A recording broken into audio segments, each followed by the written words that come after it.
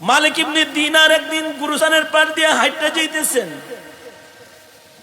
মালিক ইবনে দিনার দেখে গুরুস্থানের ভেতরে মানব বেশি দুইজন কাগজ কলম লয়ে বয়ে কি যেন লিখতাছে।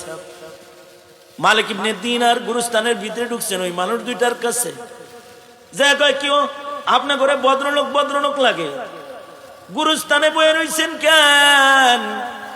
আবার কাগজ কলম লয়া এখানে বৈশা বৈশা আপনি কি করেন? ফিরিস্তা দুইজনে বলে, মালিক আমরা কিন্তু আসলে মানব বেশি, কিন্তু আমরা মানুষ না, আমরা তোমার রবের পক্ষ থেকে পাঠানো দুইজন ফিরিস্তা।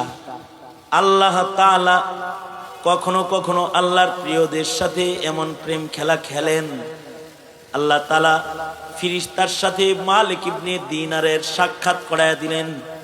ফিরিস্তারা বলে, আমরা এখানে এই গ্রামের নেককার আর বদকারের লিস্টি করতেছি। এলাকায় কয়জন জান্নাতি আছে, কয়জন নেককার আছে, কয়জন বদকার আছে, এটা লিখতেছি, লিস্টি করেছি। মালিক ইবনে দিনার চান্স পাইছে। মালিক ইবনে দিনার বলে, এই ফিরিস্তারা নেককারের খাতাটা একটু উল্টায় দেখো তো, এখানে মালিক ইবনে দিনার আছেন। ফিরিস্তারা পাতা উল্টাইতেছে। আল্লাহ তাআলা আসলে তার বান্দার সাথে অভিনয় করতেছে। ফিরিস্তা দিয়া পাতা উল্টাইতে উল্টাইতে ফিরিস্তাদের পাতা উল্টানো শেষ। ফিরিস্তারা বলে, নাই নাই নাই, মালিক ইবনে দিনার নামে কেউ আমাদের লিস্টের ভিতরে নাই। মালিক ইবনে দিনার সাথে সাথে ফিরিস্তাদের হাত ধরেছে। হাত ধরে কয়, ভাই নেককারের লিস্টে আমার নাম যদি নাও থাকে, কমাস কম তোমাদের নেককারের লিস্টের সিপায় সাপায় নেককারদের ভক্ত হিসাবে আমার নামটা একটু চিপা দিয়া লেখা লয়ে যাও। আমি নেককার না হইলেও আমি তো নেককারদেরকে ভালোবাসি, তাই আমার নামটা কমাস কম এক খাতার ভেতরে লেখা লয়ে যাও। ফিরিস্তারা আল্লাহরে কয়, আল্লাহ কার কাছে পাঠাইলা? জোর করে নিজের নাম লেখাইতে চায়, এখন কি করবো? আল্লাহ তাআলা বললেন, ফিরিস্তারা উদাও হয়ে যা। জায়গায় উদাও হয়ে গেছে। মালিক ইবনে দিনার আর কাউরে খুঁজে টুজে পায় না। যখন আর তালাশ করে পায় না, মালিক ইবনে দিনার টেনশনে পড়ে গেছেন। হায় রে, নেককারের লিস্টে আমার নাম নাই, তাইলে মনে হয় বদকারের লিস্টে আমার নাম পড়ে গেছে। আমি কিভাবে দোজখের আগুন সহ্য করব? মালিক ইবনে দিনার সাথে সাথে মসজিদে চলে গেছেন। দোজখের ভয়ে ওনার খানা দানা বন্ধ। মসজিদের ভেতরে শুধু তওবা করে আর তওবা করে আর কান্দে আর বলে, আল্লাহ আমি নেককার না হইলেও আমি তো তোমার নেককারদেরকে ভালোবাসি।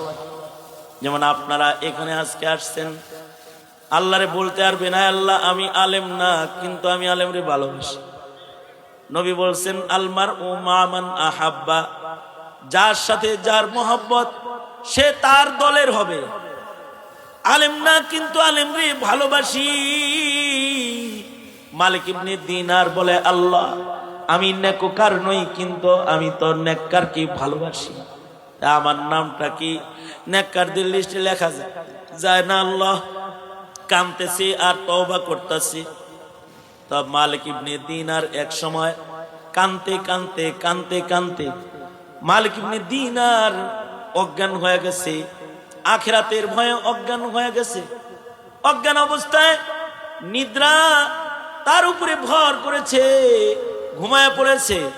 আল্লাহ তাআলা মালিক ইবনে দিনারের এই প্রেম পছন্দ করে ফেলেছে।